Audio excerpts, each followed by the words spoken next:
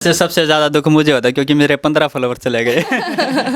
सही बोला सर। मतलब टिकटॉक बंद हुआ तब आपको कितना दुख हुआ? हो जाता है तो मेरे पापा को कभी ताऊ कभी चाचा कभी बुआ मतलब सारे रिलेटिव, तेरी लड़की की शादी नहीं होगी, अच्छा नहीं लगता, सोशल साइड पे वीडियो बनाती है। उनका एक का था कि मेरी एक ही बेटी है और गवर्नमेंट जॉब लगे तो ज़्यादा अच्छा रहे इनसे, तो उन्होंने सपोर्ट नहीं किया मुझे। बाकी साथ साथ प्रमोशन कर दिया आपने। हाँ जी बिल्कुल, आपको पता है ना सर, जो मेहनत करता है प्रमोशन पे पूरा ध्यान रखता है। टिकटॉक बंद हो गया, टिकटॉक बंद होने के बाद तो फिर मतलब खुशी हुई कईयों को, तो जो मतलब जल रहे थे तो उनको आज इनके मिलियन में फॉलोवर्स थे। तो बस एकदम नमस्कार, अनिल प्रसाद के साथ मैं विकी प्रजापति, अनोखा प्रयास यूट्यूब चैनल में आप सभी का स्वागत है।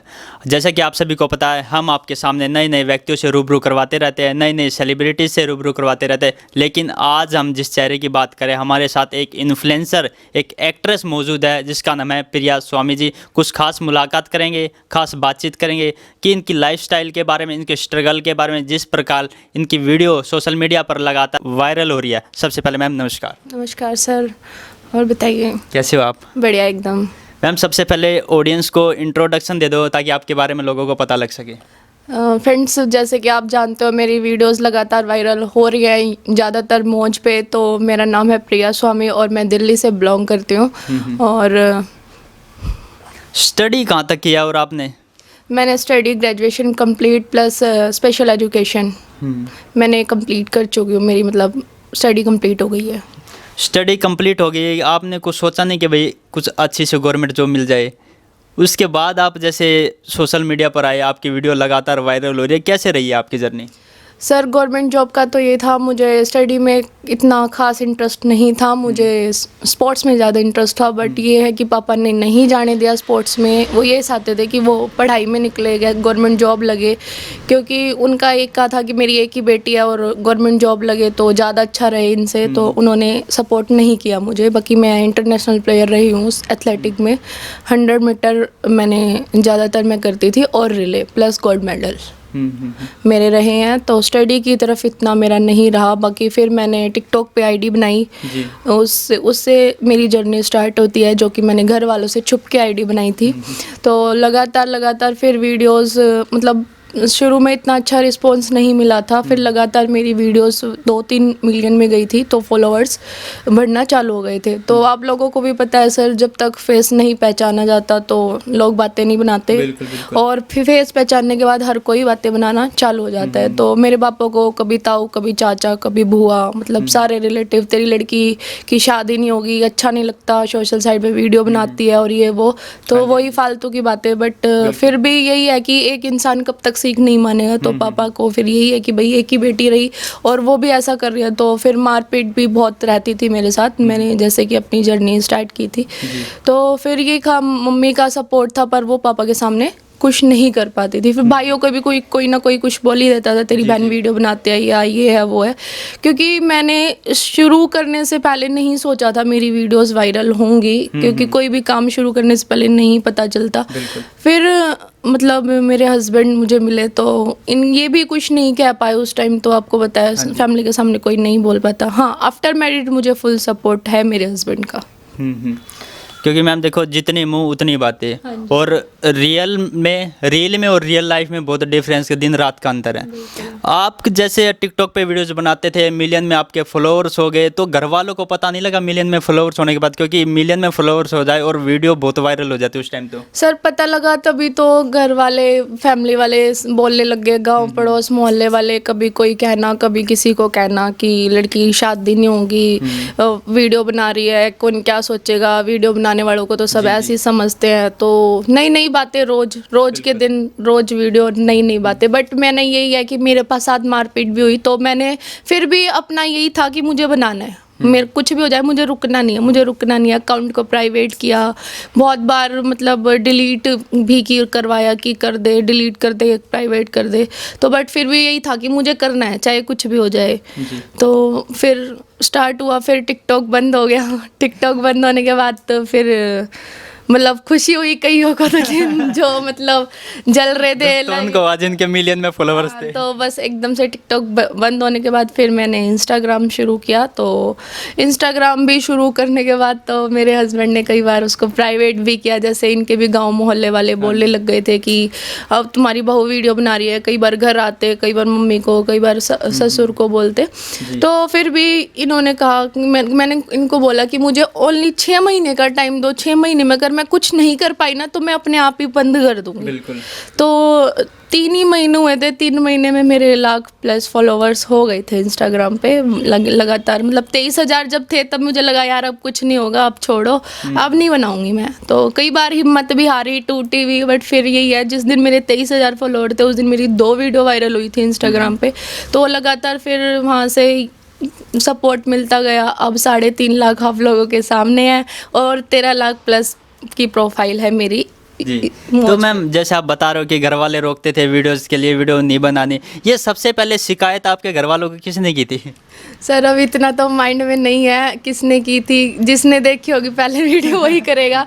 अब वो माइंड में है नहीं। वैसे घर आपको पता है रिलेटिव ही होते हैं ज़्यादातर, तो अब मैं नाम किसी का लूँगी नहीं खामखा कोई। वैसे मेरे को अब किसी से डर नहीं लगता, क्योंकि मैं जिस लेवल पे हूँ, मैं अपने मेहनत से हूँ, मैं अपने पति की सपोर्ट से हूँ, मुझे खास सपोर्ट किसी का भी नहीं रहा। और दूसरी बात ये है कि जो मेरी सास हैं उनका थोड़ा सा नेचर, उनकी भी गलती नहीं है, जिस माहौल में वो रहती हैं, गाँव लेडीज आपको पता है बोल देती हैं, तो थोड़ा सा बुरा लगता है कि भाई हमारी बहू को ऐसे बोल रही है। तो फिर भी अब धीरे धीरे सब हो जाएगा, जब आप लोगों का प्यार सपोर्ट इतना मिल रहा है, आप घर इतनी दूर से आए हो, तो हो जाएगा उनका। वही बात है मैम, देखो बड़े बुजुर्ग होते हैं, कुछ कहते हैं ना वो भी सोच समझ कर कहते हैं, क्योंकि उनकी थोड़ी लाइफ पुरानी होगी और जो न्यू जनरेशन है उनकी थोड़ी अलग होगी, उनको ट्रेंड के हिसाब से चलना पड़ता है अब। बिल्कुल बिल्कुल वही है सर। मैं तो ये चाहती हूँ कि कोई भी काम करो आप, चाहे आप पढ़ाई से रिलेटेड कर रहे हो, चाहे आप स्टडी कर रहे हो, कुछ भी कर रहे हो, खेल में हो, स्पोर्ट्स में हो, डांस में हो, कोई भी एक्टिविटी अगर आपके अंदर है ना, तो उसको फिर निखारो अच्छी तरह से। कि भाई ऐसे नहीं कि किसी ने बोल दिया तो छोड़ दो, नहीं होगा, किसी मारपीट हो गई, क्योंकि हर काम के पीछे स्ट्रगल जो करता है ना इंसान, मैं तो मानती हूँ वही सक्सेसफुल होता है। बाकी अदरवाइज अगर आप अपने काम बीच में छोड़ दे, तो अगर मैं उस टाइम मेहनत नहीं करती, मतलब मेरे साथ इतनी मारपीट होने के बाद भी मेहनत नहीं करती, तो आज आप लोग कैसे आते, मतलब मेरा इंटरव्यू करने इतनी दूर से आप आए हो, वीडियोस वायरल कैसे होती, आपको भी ये मौका नहीं मिल पाता। तो मैं यही कहूँगी देखने वालों को भी कि आप जो भी काम करते हो, प्लीज़ उस काम को बहुत ही अच्छे से बिल्कुल निखारे अपने अंदर कि मेरे में वो चीज़ है या नहीं, तो तभी आप सक्सेसफुल हो सकते हो। बिल्कुल बिल्कुल। टिकटॉक बंद हुआ तब आपको कितना दुख हुआ? सर दुख तो बहुत हुआ क्योंकि था, जब टिकटॉक था मैडम, क्योंकि टिकटॉक एक ऐसा प्लेटफॉर्म था, उस पर सब कुछ होता था, एडिटिंग भी उसी में, वीडियोस डालते वक्त।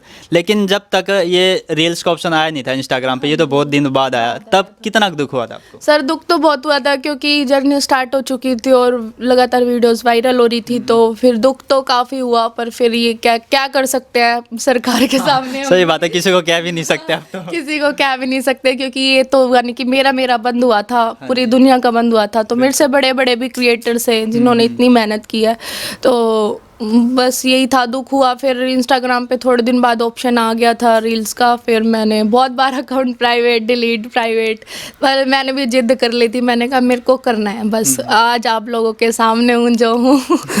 वैसे सबसे ज़्यादा दुख मुझे होता है, क्योंकि मेरे 15 फॉलोवर चले गए। सही बोला सर। मतलब दुख तो हर किसी को हुआ होगा, जिनके इतने थे, मतलब झटका, जिनके 26 मिलियन भी थे किसी के, तो उनको तो ज़्यादा हुआ होगा हमसे। पर यही है कि सब अपना बेस्ट परफॉर्मेंस देते हैं सर, दुख तो सबको होता है। बिल्कुल बिल्कुल। अब जैसे आपकी लगातार रील वायरल हो रही है, उसके बाद आपको किस किस चीज़ में काम मिल रहा है? सॉन्ग्स वगैरह में, प्रमोशन में, कैसे जर्नी चल रही है अब आपकी? सर प्रमोशन में तो मेरे को पहले भी लगातार काम मिल रहा था, अब भी मिल रहा है। और सॉन्ग्स का भी ये कि हाँ भाई अब ऑफर अच्छे आ रहे हैं, और वेब सीरीज़ वगैरह के भी आ रहे हैं, पंजाबी सॉन्ग्स के भी आ रहे हैं। जिस टाइम मतलब इतना नहीं पहचाना गया था, अब मुझे ज़्यादा पहचान मिली है, वो मौज से मिली है। मौज पे जैसे कि मेरी लगातार वीडियो वायरल होती हैं, 1 मिलियन प्लस जाती हैं सारी वीडियोस, तो वहाँ से मुझे ज़्यादा पहचान मिली। और बाकी अब आप लोगों के सामने मेरा सॉन्ग आने वाला है बहुत जल्दी। वैसे तो पहले भी आए हैं पर इतना सपोर्ट वहाँ से नहीं मिला। अब जो सॉन्ग आ रहा है मतलब 21 या 22 को वो रिलीज़ हो जाएगा, गोरी मुँह ना फुलावे तू, सत्ते सर के साथ वो सॉन्ग है। तो प्लीज़ उस सॉन्ग को भी देखें, सपोर्ट करें, बताएं मुझे क्या कमी है कि मैं अगले में सुधारूं। कल भी मेरा शूट था, उसके भी एक और सॉन्ग आएगा मोर हरियाणा पे, तो वो भी आप ज़रूर देखना। साथ साथ प्रमोशन कर दिया आपने। हाँ जी बिल्कुल, आपको पता है ना सर, जो मेहनत करता है वो प्रमोशन पे पूरा ध्यान रखता है। और क्या। अब जैसे सॉन्ग्स के बाद आपका एम क्या रहेगा? क्योंकि देखो हर किसी का एम होता है कि मेरा लेवल अप होता रहे। हाँ, तो यही है कि अब मैं सोच रही हूँ कि एक बार थोड़ा देख लेते हैं, स्टडी में भी हाथ है जमा के, तो मैं दिल्ली पुलिस की फॉर्म फिल करूँगी। बाकी मुझे लगता नहीं हो जाएगा, बाकी भगवान भरोसे है, क्योंकि आप लोगों को पता है लाइन एकदम अलग हो चुकी है।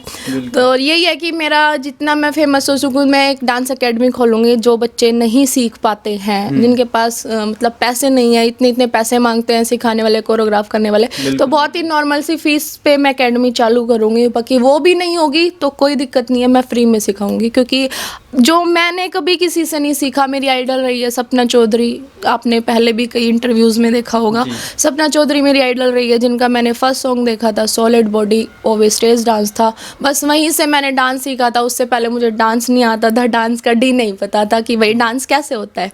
ठीक है, तो लोग मजाक उड़ाते, क्योंकि एक स्पोर्ट्स पर्सन डांस करेगा तो सब हंसेंगे, आप लोगों को भी पता है।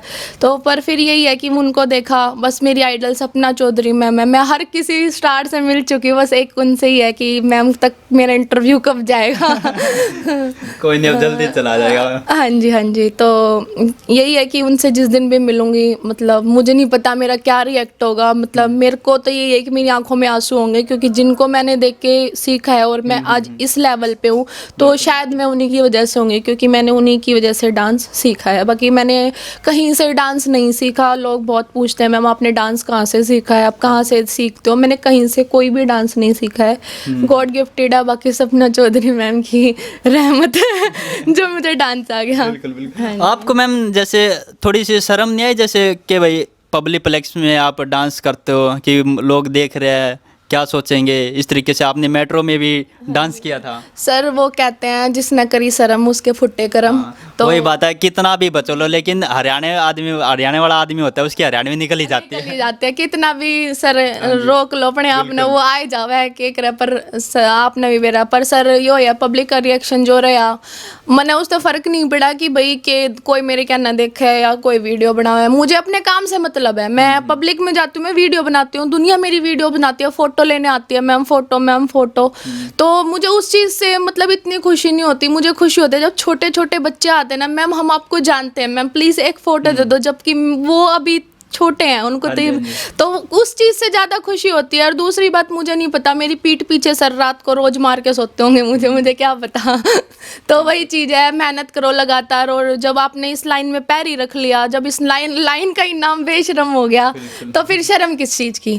तो वही बात है। और पहली बात तो आप में कॉन्फिडेंस होना चाहिए कि अगर आप इस लाइन में जा रहे हो और करोड़ भी खड़े हैं ना, तो आपको उनसे मतलब नहीं होना चाहिए। आप अपना बेस्ट दो बस। अगर आप किसी को देखोगे, शर्माओगे, वो गाली दे रहा, वो मैंने ये चीज़ पहले सोचती थी जब मैं नहीं थी कि भाई कोई देखेगा क्या कहेगा, गाली देगा।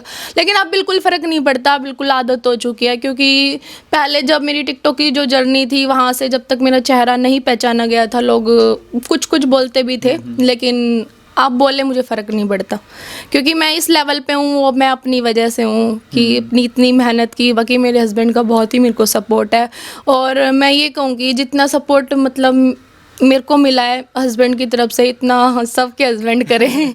मैं यही कहना चाहूँगी कि कोई काम छोटा बड़ा नहीं होता, जिसकी भी भाई सोच है, जिसमें टैलेंट है, उसको आगे बढ़ाओ। बिल्कुल। आपने किसी भी जैसे सीरियल्स आते, टीवी शो होते हैं, कहीं पर उसमें जाने की ट्राई की है?